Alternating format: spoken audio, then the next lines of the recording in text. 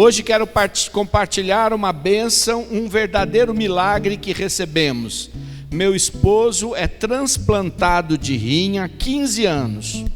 Com o começo da pandemia, os médicos sempre nos passavam o perigo dele pegar Covid.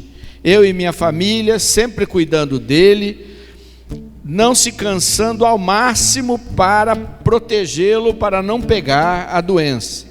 Mas infelizmente em fevereiro ele testou positivo. Ao falar com o médico dele, o mesmo disse que não precisava desesperar, que era para ficar tranquilo, pois ele já tinha as 3 doses da vacina. Mas alguns dias depois, ele não se sentiu bem e por uma questão de precaução acharam melhor interná-lo, para ficar em observação. Na semana passada, ficamos uma semana no hospital, recebemos alta, aparentemente bem. No mesmo dia à noite em casa, ele começou a passar mal, sua saturação começou a cair e ele precisou correr para o hospital. Chegando lá, ele já não respirava, fez a tomografia, foi levado às pressas para a UTI e entubado. Após 2 horas de espera, o médico veio falar que não tinha muito o que fazer, porque o caso dele era muito grave. Ele estava com os órgãos comprometidos, que só por um milagre ele não ia entrar em óbito. Fiquei desesperada e disse a ele que a resposta vinha de Deus. Ele ficou 20 dias entubado e eu pedindo sabedoria para os médicos, até que um dia fui fazer uma visita e o médico me disse que não sabia qual eram nossas orações, mas que ela é muito forte e ele já está reagindo. Com a graça de Deus ele foi para o quarto e depois de 10 dias para casa. Todos os 5 médicos que o acompanharam disseram que foi um milagre. Ele está sem sequelas. Agradeço muito ao Sidney e a todos do grupo de oração. Meu esposo, José Hildo Meneghetti, e a dona Shirley. Deus abençoe, vamos aplaudir Jesus. Imagina quantos milagres ele tem para você. Aponta para o seu irmão e diz: ele tem um milagre para você. Ele tem um milagre para sua casa. Ele tem um milagre para sua família. Olha, gente, eu aqui, não sei se vocês perceberam, mas eu sou muito observador. Este já é, nos últimos 6 meses, o 4º milagre de pessoa em estado grave, ou com câncer, ou com outras doenças, que foram resgatados pelo Senhor Jesus e pelo poder da oração. Então, imagina o que nós podemos fazer quando nós nos dobramos para orar. Estende a mão para o altar e coloca aqui o nome de todos os teus filhos, teus filhas, todas as pessoas da tua família. Senhor, neste altar aqui, onde foi celebrado o corpo de Jesus, nós colocamos todas estas pessoas que são amadas tuas e que são amados nossos e amadas nossas, Senhor, e que precisamos de milagre para a vida delas, transformação, renovação, ânimo, coragem, vitalidade, saúde. Senhor, nós te pedimos agora, age, Senhor, sobre todas estas vidas, age com seu poder misericordioso, Senhor, age em cada um daqueles que estão hoje aqui no grupo de oração. Age, Senhor, também naqueles que estão nos acompanhando, seja pela nossa página no Facebook do Grupo de Oração Filhos de Sião, seja no nosso canal do YouTube, que se multiplique a bênção e atinja milhares de pessoas a serem restauradas e libertas. Eu te peço, Senhor, vai colocando no teu coração as pessoas que você quer colocar debaixo da bênção do Senhor. Confia no poder da oração e no poder do amor de Deus, que não mede nada para nos tocar e nos abençoar. Eu quero a tua bênção, Senhor. Diga para Jesus: eu quero a tua bênção, Senhor. Eu quero a tua bênção, Senhor. Eu tenho recebido muita gente pedindo oração por problemas dentro de casa, de parentes, de membros da família, sofrendo com problemas da saúde mental, com problemas com o seu ânimo, a sua coragem, a sua força. E o Senhor precisa vir nos ajudar.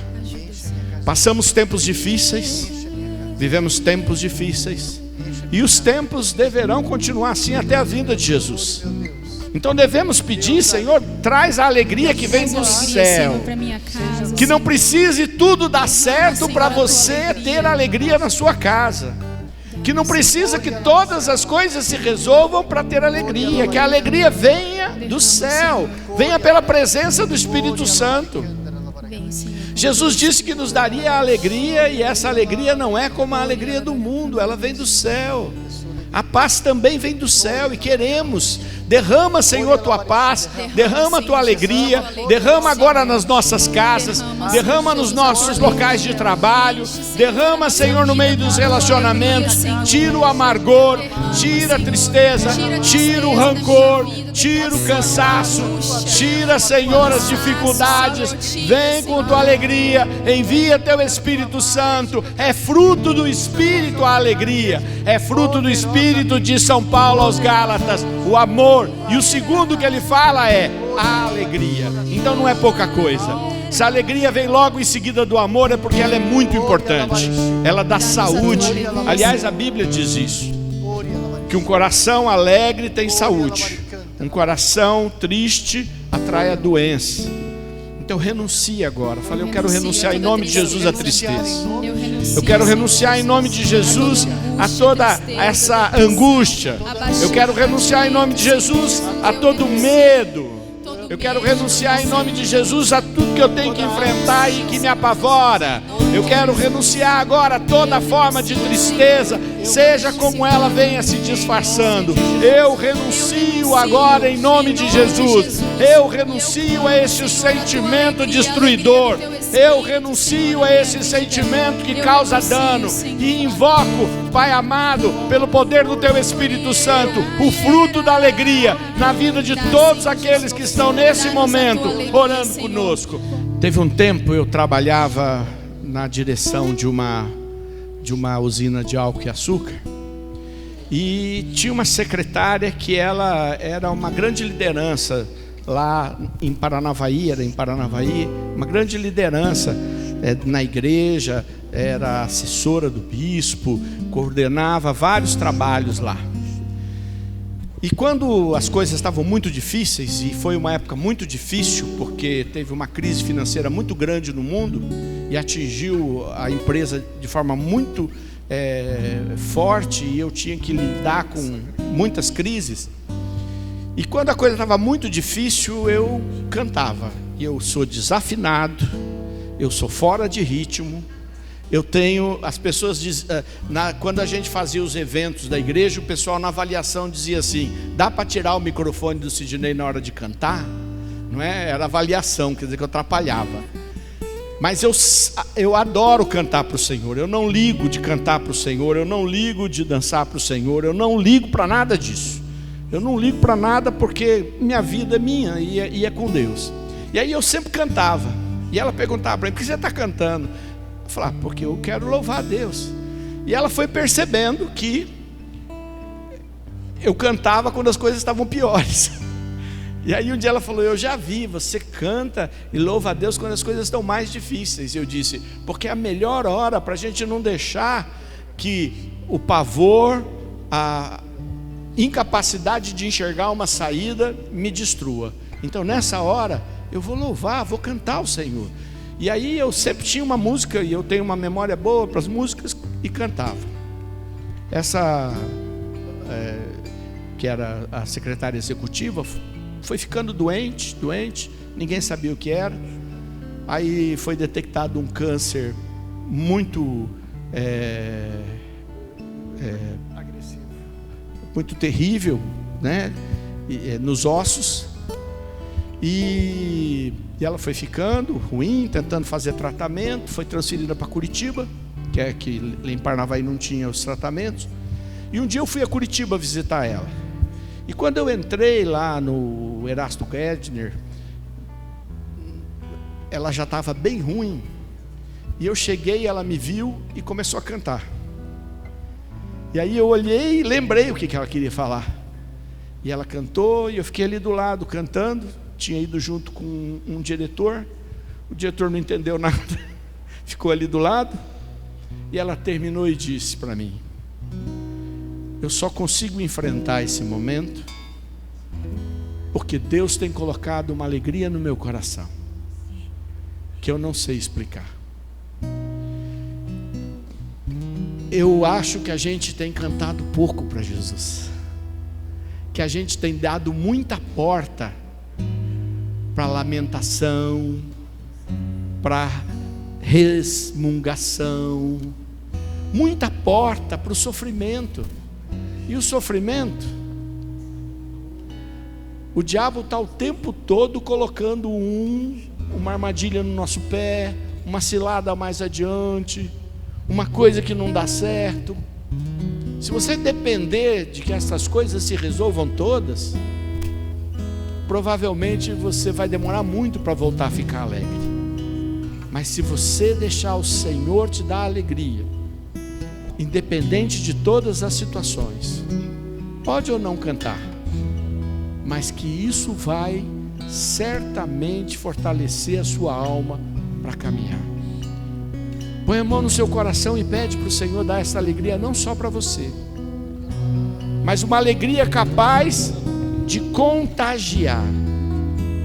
Vocês já viram que quando alguém dá uma gargalhada muito gostosa, os outros riem sem saber por quê? Que quando a pessoa dispara a rir, às vezes a história não tem graça nenhuma, mas a pessoa fica rindo junto. Alegria contagia. E que a alegria que Jesus vai colocar no teu coração contagie a sua casa, contagie os seus relacionamentos e principalmente venha contagiar teus filhos, tuas filhas e todos aqueles por quem você tem a missão de orar. Que essa alegria contagie-os, mesmo que estejam a centenas de quilômetros de distância, mesmo que estejam muito longe, que a alegria os atinja, porque se ela vem de Deus, ela não tem parada. É como o rio que corre, é como a água na torneira que molha a torneira antes de sair. É essa água viva que vai passando e que você vai desejando e vai falando, e que esta água seja poderosa para curar você hoje aqui também, para restaurar tudo aquilo que está te derrubando, as coisas que aconteceram na sua vida e que te encheram de tristeza, desilusões, situações com outras pessoas, feridas que você sofreu, situações que você não tinha como administrar, porque elas aconteceram simplesmente, e você vai agora nesse momento pedir ao Senhor essa alegria que vem do Espírito e que irradie. Senhor, me traz aquela passagem que eu não achei ela aqui, mas você conhece essa passagem. Quando Jesus disse: sábio é o homem que constrói a sua casa na rocha, e quando vem a tempestade, a sua casa fica em pé. Insensato é o que constrói na areia, e quando vem a tempestade, ela leva tudo embora. Dificuldades, e quando o Senhor disse isso, é Jesus que disse, quando Ele disse isso, Ele quis nos dizer assim: olha, não pense que você não terá tempestade. Você, eu, todos nós teremos tempestades, às vezes mais, outras vezes menos tempestade ou mais fracas, mas precisamos resistir a todas elas. É isso que o Senhor fala. Você quer ter uma vida abençoada, você tem que resistir na tempestade, senão a sua vida e a sua família e os seus filhos e todos vão junto com a areia na tempestade. Fecha os teus olhos. Se você construiu na rocha ou na areia, nesse momento você vai refazer essa construção. Você vai fechar os olhos e vai falar assim: Senhor, a minha família não foi assim construída na rocha. Nós não ficamos firmes, tanto que agora estamos sendo atacados, estamos sofrendo, estamos brigando, estamos frágeis, Senhor, porque construímos na areia. Mas você está aqui porque o Senhor te dá a chance de você refazer a sua casa. Entende que é importante você tomar a decisão de refazer. Imagina que você está morando numa casa que caiu o teto, que chove toda noite, não dá para dormir, que está tudo destruído. Você precisa reformar, você precisa refazer. Nesse momento, coloca a tua família, coloca os teus filhos, coloca toda a tua família e fala: Senhor, faz a reforma, faz a reparação, que seja refeito e seja construído na rocha, que seja refeito os relacionamentos, que seja refeito os ideais, que seja refeito os objetivos da minha família, Senhor, para que seja construído na rocha. Refaz, Senhor, com a tua graça, Senhor, com a tua força, Senhor, com o teu poder, com o teu Espírito Santo, Senhor. Refaz, Senhor. Ergue as tuas mãos para o céu. Eu coloco, Senhor, a minha esperança. Você precisa tomar uma confiança decisão de colocar a tua segurança em Deus. Não temos segurança e a nossa confiança não está nessa terra. Não está em nomes de pessoas, não está em pessoas humanas, porque as pessoas humanas são fracas como nós. A nossa segurança está na graça de Deus, que nós pedimos que entre na nossa vida. A graça de Deus que nós pedimos que entre na nossa casa. A graça de Deus que nós pedimos que entre na vida dos nossos filhos. A graça de Deus que entre em todos os problemas que nós temos. Essa é a nossa segurança, é em Ti, Senhor. E nós declaramos, erguendo a nossa mão e a nossa voz, nós estamos declarando: a nossa confiança está em Ti, Senhor. Sim, Senhor, a minha não confiança, nessa terra, não naquilo que nos garantem aqui na terra. É em Ti. Porque se o Senhor cuidar de nós, nós estaremos seguros, Senhor. E o meu coração deseja Te encontrar, como a terra seca anseia pela chuva. Vem me saciar, pois eu descobri que aqui é meu lugar. Só para a gente deixar registrado no YouTube, no Facebook, é Mateus capítulo 7, versículo 25 a 27. Caiu a chuva, vieram enchentes, sopraram os ventos e investiram contra aquela casa. Ela, porém, não caiu porque estava edificada na rocha. Mas aquele que ouve minha palavra, não a põe em prática, é semelhante ao homem insensato que construiu sua casa na areia. Caiu a chuva, vieram as enchentes, sopraram os ventos e investiram contra aquela casa. Ela caiu e foi grande sua ruína. Palavra do Senhor. Graças a Deus. Pode ir sentando, mas eu quero que você entenda que nós somos as pessoas escolhidas para sermos estas pessoas que a palavra de Deus fala, que Jesus falou, que viveriam e mostrariam para o mundo que Jesus faz diferença, que a vida delas é diferente. E isso não é porque a nossa vida dá certo e tudo dá certo. Não, é até o contrário. É porque vem a tempestade e você passa a tempestade, mas você fica em pé. E depois que a tempestade passa, as outras pessoas olham e falam: como que você ficou em pé? Como que você aguentou ficar em pé aí nesse vento e nessa tempestade? Assim como eu, com a minha vida e com a minha família, você também é chamado para ser esta pessoa neste mundo, nessa terra, para que todos olhem para a sua casa e falem assim: Deus está ali. Ali está a presença de Deus. Então você está entendendo que quando você passa tantas coisas, não é porque Deus está fazendo alguma coisa ruim com você, ou porque Deus está te castigando, ou porque pensando só em coisas ruins. Não, é porque Deus quer levantar a sua casa. Deus quer que a sua casa seja forte. Porque se você entender isso, vai haver a transformação, né? Eu vejo tantas coisas que eu já passei na minha vida, tantas e tantas e tantas coisas assim, muito difíceis. E eu vejo como Deus fez grandes coisas nesses momentos de grande dificuldade. Então, seja o que você passar na sua vida, Deus está esperando que você erga os braços e que você clame a Deus e fale: Senhor, faz a minha casa ficar forte. Senhor, faz a minha casa ter uma construção forte. Porque às vezes você está precisando reformar a sua casa, sabe? Por isso que está fraca. Está precisando arrumar a parede, arrumar o telhado, arrumar alguma coisa, e por isso que ela está caindo. Quando está acontecendo as coisas ruins, entenda que o Senhor está esperando você falar: Senhor, restaura a minha casa. Senhor, reconstrói a minha casa. Senhor, arruma a minha casa. Senhor, faz a reforma na minha casa. Porque se você ficar chorando, e se você ficar reclamando, não vai acontecer nada.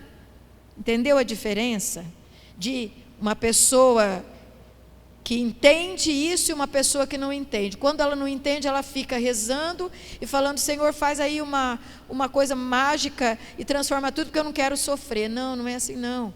É: Senhor, o que precisa arrumar, Senhor? E que eu arrume junto com o Espírito Santo, e a reforma há de acontecer. E vai passar, porque a tempestade vai passar, e você vai ver que a sua casa ficou forte. Só que se você não fizer isso, você vai chorar e não vai ver nada acontecer. Eu tenho que dizer isso para vocês, porque eu vejo que tem pessoas que acontece essa reforma e tem aqueles que não acontece. É você que vai tomar a sua posição, como diz a música aí. Você que tem que tomar a decisão de deixar que o Senhor faça isso. Aproveita, antes de eu falar aqui a palavra de Deus, fecha o olho, fecha os olhos e coloca aí a tua casa, como ela está. Está precisando de ser arrumada, está precisando de ser restaurada, está cheia de problemas que apareceram, ou que já tinham e você viu ou não viu, não sei, mas você está vendo agora. E você vai colocar essa casa diante de Deus e pedir para o Senhor fazer a transformação que precisa ser feita. E eu quero, essa foi uma orientação de Deus, eu sinto assim, isso tudo que a gente falou. Não é o que eu vou meditar aqui sobre os filhos, não. Mas isso é para a nossa vida. E Deus está falando para cada um de nós nesta noite. Agora, nós estamos fazendo essa campanha para os filhos, para orar pelos filhos, e eu procurei aqui um exemplo de como lidar com os filhos. Quem tem filhos sabe que isso é bem complicado, né? Nós temos muita dificuldade de o que fazer com os nossos filhos, desde que eles nascem até quando eles ficam adultos, como os meus que já ficaram, e você continua com muitas dúvidas. E aí eu fui procurar aqui como que foi a vida de Jesus, com a família de Jesus, para a gente aprender um pouquinho sobre isso.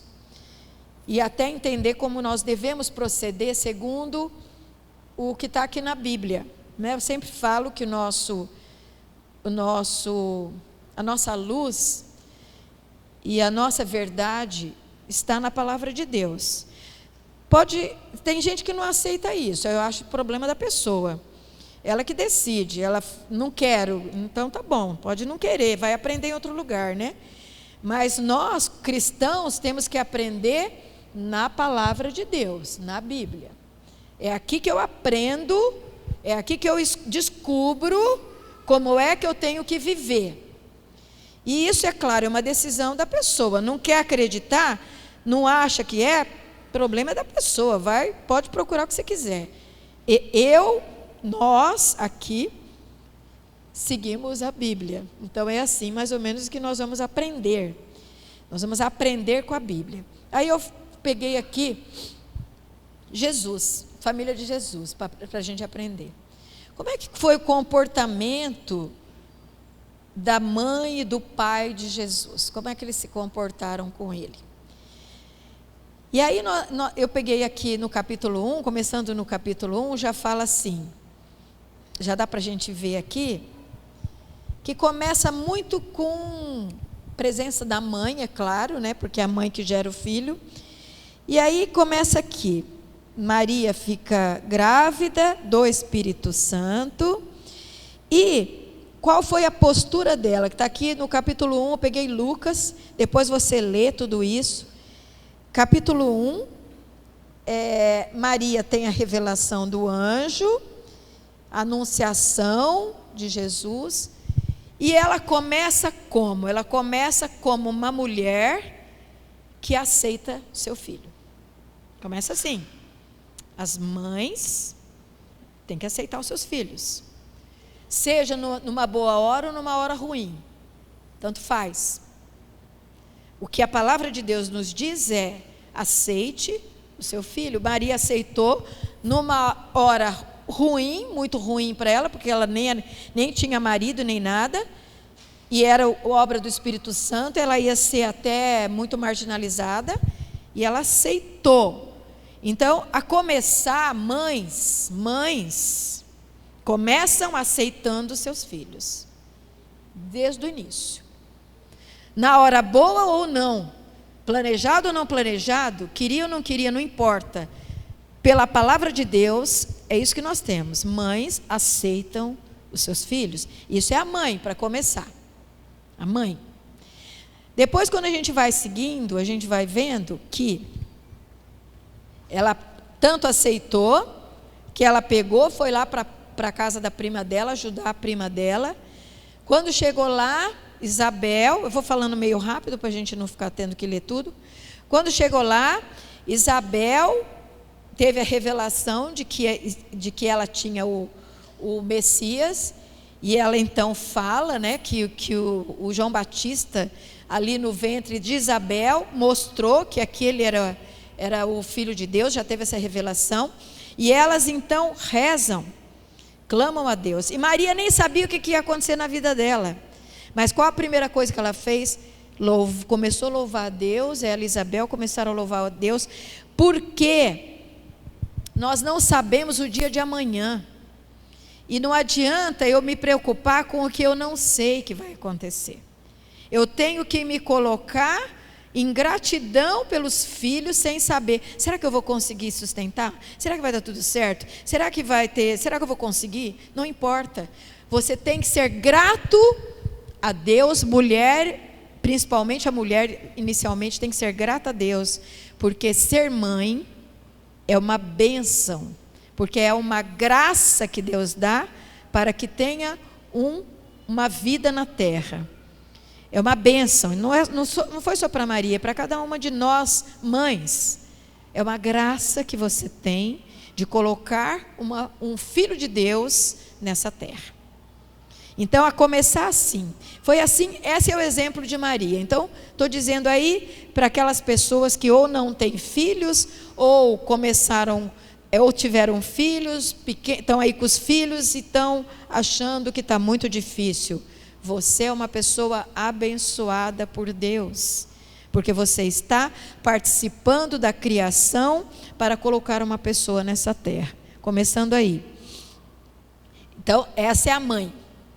Depois Maria se casa, né, com José, e José, agora vamos para o pai, e José já falou, não vou querer ficar com ela, né, porque tem um filho aí que não é meu. Mas o que aconteceu com José? Ele sonhou, o Espírito Santo revelou, José tinha muitos sonhos de revelação, e disse, não, é para você ficar com ela. O anjo disse para ele, não, você fique com ela porque é a vontade de Deus.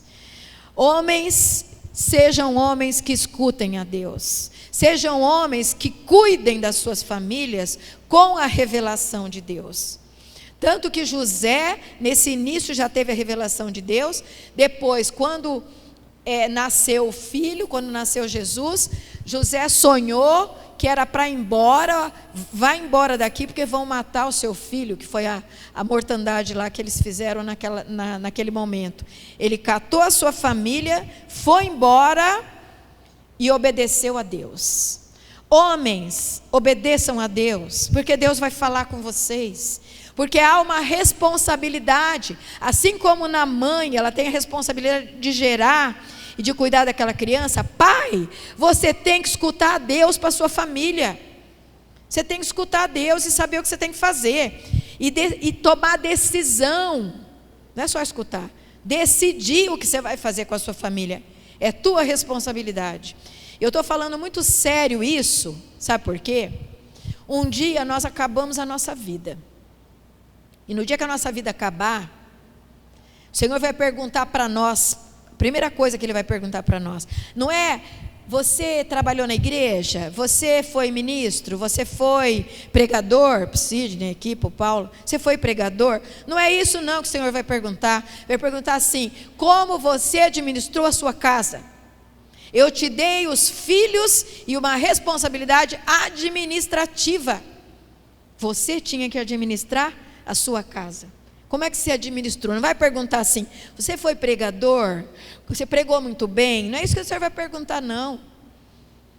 Agora, claro, se for um padre é outra história, mas para quem tem filhos, Ele vai perguntar assim, como é que você administrou a sua casa? Você fugiu do inimigo na hora que o inimigo atacou a tua casa? Você enfrentou o inimigo, você pegou o ladrão e bateu na cabeça dele? Como é que você agiu? Quando entrou o ladrão na sua casa para roubar a tua família, para destruir os teus filhos, como é que você fez? Você deixou? Você falou, o problema é dele, o problema é do meu filho que não se esforça? O que você fez? Homem, é essa a tua responsabilidade. Você tem que entender que o Senhor espera isso dos homens, como fez com José. José foi assim. José defendeu Jesus, Maria, catou eles, fugiu da cidade porque estava correndo risco de morte, foi embora, obedeceu a Deus. Quero te alertar, homem, pai, quero te alertar por isso. Ou você largou a mãe com o filho para se virar e dar um jeito na vida, o que você fez? Tá? Depois que, passando aqui, que é duro, mas é a verdade, eu tenho que falar para vocês. Essa é a cobrança. O Senhor não vai cobrar assim, você ficou rico, você conseguiu muita coisa, não. Como é que você fez com os teus filhos? Como você administrou a tua família? Depois, quando vai passando, tem algumas coisas que me chamaram a atenção aqui. Jesus vai crescendo, teve todas essas situações aí. José defendeu a família bravamente, fugiu do inimigo, defendeu Maria e Jesus. Maria cuidou, enfrentou toda a dificuldade para gerar o seu filho, nasceu e seguiram. Depois nós não temos muito relato, aí nós vamos para um relato que fala que Jesus, está lá no capítulo 2, Jesus crescia em sabedoria e graça diante de Deus e dos homens. Então, com 12 anos, aí nós passamos no começo da vida de Jesus, depois já passa, 12 anos, Jesus crescia em sabedoria, e estatura e sabedoria, diante de Deus e dos homens. Então, nós somos responsáveis, pela palavra de Deus, em ensinar aos nossos filhos os comportamentos, as atitudes diante de Deus e dos homens, porque é assim que Jesus foi formado, por Maria e por José. Jesus cresceu não só em tamanho, mas diante dos homens e diante de Deus. Então, nos demonstra que Maria e José ensinaram para Jesus, que eles gastaram tempo ensinando o caminho de Deus e a sabedoria na terra dos homens. Ensinou a viver. Viver não só no céu, mas viver na terra também. Como é que se comporta aqui na terra. É isso que nós verificamos por essa palavra. Nós temos um grande problema hoje, você mãe e pai. Eu sei porque como mãe eu sei. Os pais, mãe e pai, deixam a responsabilidade de ensinar as coisas para outros, deixam a responsabilidade de ensinar para a escola. Deixa a responsabilidade de ensinar para o catequista, deixa a responsabilidade de ensinar para o psicólogo, deixa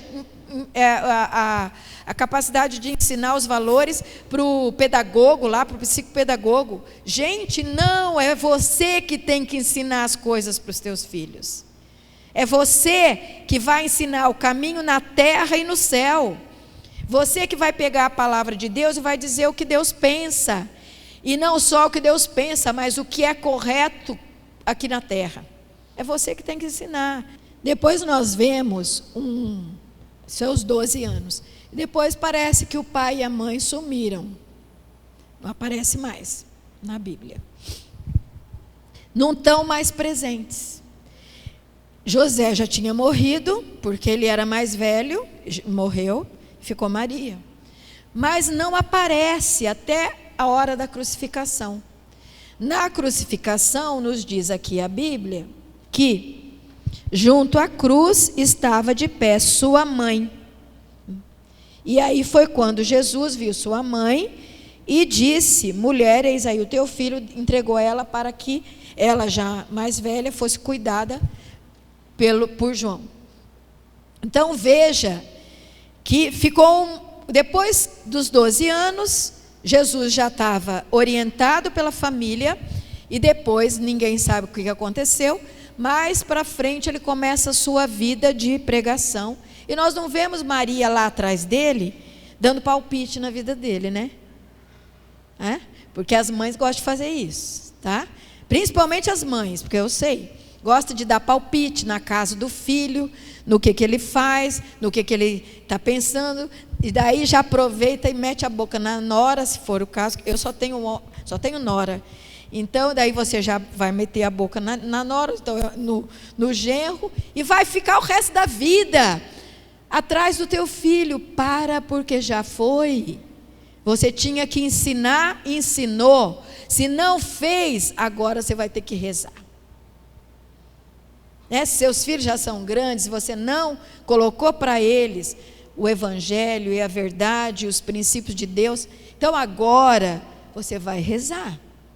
Porque ficar seguindo o teu filho, tua filha, e dando palpite na vida dele, não é o que a palavra de Deus nos ensina. Maria ficou quietinha, Jesus saiu e foi fazer o que ele tinha que fazer, e ela ficou lá, até quando ele morreu, e aí ela estava lá. Quando ele morreu, ela estava lá, para dar uma assistência para ele. Mas no percurso, ela não ficou se metendo na vida dele.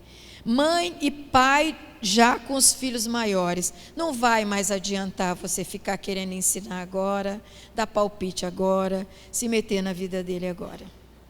Se você errou, porque a gente erra mesmo, se você não ensinou, se você está vendo o teu filho numa vida que não devia ter, mas ele já está adulto, agora você tem que dobrar o joelho mesmo e pedir a Deus que cure o seu filho, que liberte o teu filho daquilo que você devia ter feito e você não fez.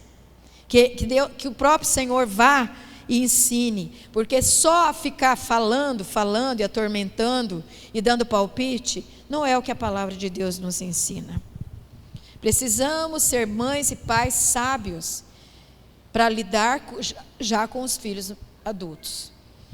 Vamos aprender com a Bíblia. Aproveita, depois você pega lá, pega todas essas, vai até o capítulo, lê todo o Evangelho, né? Era bom.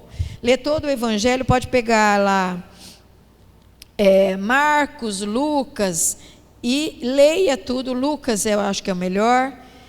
E leia tudo que foi acontecendo, vá vendo que você errou como pai, errou como mãe, não tem problema, nós erramos mesmo, precisamos só entender que erramos e pedir a restauração de Deus. Porque o que você fez até os 12 anos foi feito. Se você conseguiu, muito bem. Se não, essa é a verdade. Depois vai tendo que distanciar, e aí você vai depender de Deus intervir na vida do teu filho. E Deus vai intervir, viu? Porque Deus não abandona, não. Mesmo que você não fez nada, você fez um monte de coisa errada, nessa hora você vai pedir: Senhor, então recupera os meus filhos, Senhor. Eu errei em muitas coisas, então recupera, Senhor. Eu não sabia, eu não entendia, mas hoje eu estou entendendo. Recupera, Senhor, a vida deles. E vai pedindo para o Senhor te ensinar o seu comportamento no dia de hoje, na atualidade, com a idade dos teus filhos, para que você possa ter uma restauração, porque você não vai voltar mais atrás, já passou. Quem tem os filhos grandes já foi. Então agora você vai depender de Deus restaurar e libertar e curar do que foi errado. E aí o Senhor vai fazer isso, Ele vai fazer. Comece a mudar o teu comportamento de pai e de mãe. Agora, se você é uma mãe que está começando agora, se você é um pai que está começando agora, melhor ainda, que você já entendeu o que você tem que fazer pela tua família, e você vai aprender na Bíblia como é que você deve se comportar. Queria pedir para a semana que vem, traz escrito no papelzinho o nome dos teus filhos, netos, e não só filhos biológicos, toda e qualquer pessoa que de alguma maneira você tem essa responsabilidade paterna ou materna. Traz para a gente poder fazer um momento de oração todos juntos. E você que não tem filhos, não tem problema também não. Você pode trazer um papelzinho em branco que nós vamos rezar para Deus botar uns nomes nele, viu? Se vocês quiserem, claro. Uma coisa que eu acho que é importante, aqueles que perderam filhos ainda gestando e não deram nome para essas crianças, dê um nome para ela e traga o escrito nome. Se você ainda não deu, tem gente que perde às vezes uma criança com 5 meses, 6 meses de gravidez, 3 meses, dê um nome e traga no papelzinho que nós vamos orar por todas essas crianças, porque todas elas são teus filhos e todas elas são amadas e amados de Deus, e nós queremos pedir por eles. Amém? Estivemos reunidos em nome do Pai, do Filho e do Espírito Santo. Amém.